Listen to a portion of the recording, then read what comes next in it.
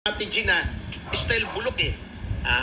Noon, si Gordon attempted to extend yung detention ng mga kliyente ko dun sa Farmally by saying, magpa-file muna kami ng preliminary report.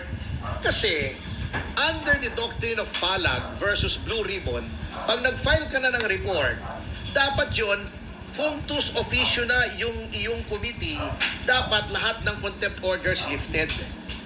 Si Gordon tried to go around that by saying na preliminary report, wala pong ganun sa rules ng preliminary report. That's BS. Correct. Palusot yun. Pag nag-file ka ng report, that's it. Yun na. Tapos na. Functus officio ka. Yet, they want to bend the law. They want to disregard the law for their own purposes, for their own political purposes, by saying, preliminary report pa lang ito, hindi pa ito yung final report. There's no such animal. Huwag kayong magtanong kasi kay Dan Fernandez, puro mali advice niyan. Nag-google lang yan eh.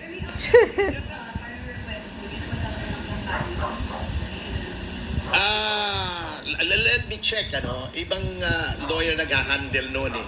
Pero, dapat naman yung strictures that govern convicted prisoner should not cover her. Hindi naman siya convicted eh. Yun lang ang amin. Hindi mo pwedeng sabihin special treatment yun.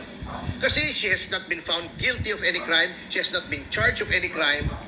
Her only crime, if you may call it that, is to exercise her constitutional rights to remain silent and against self-incrimination. Para sa mga quadcom, crime na yun eh. Basta hindi nila marinig yung gusto nilang marinig, crime na yun. Yun na nga eh. Ka na. Yan ang kawalang-hiyaan yung mga quadcom. Alam nyo, magkakarma yung mga yan, maniwala kayo. Ito yung nangyari kay Gordon, Olats.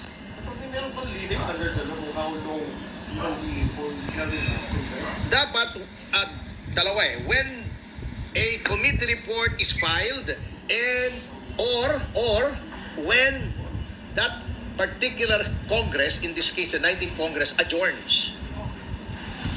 Magpa-file doon sila ng report, that should be the end of it. Pero tinatawag nilang preliminary report. Ano ba ng klase yun? Palusot yan eh. At obvious naman. So like you said, you have to spend years behind. Mga himod puwet kay Marte, in no? theory, Kitang baluslus. until it adjourns finally next year.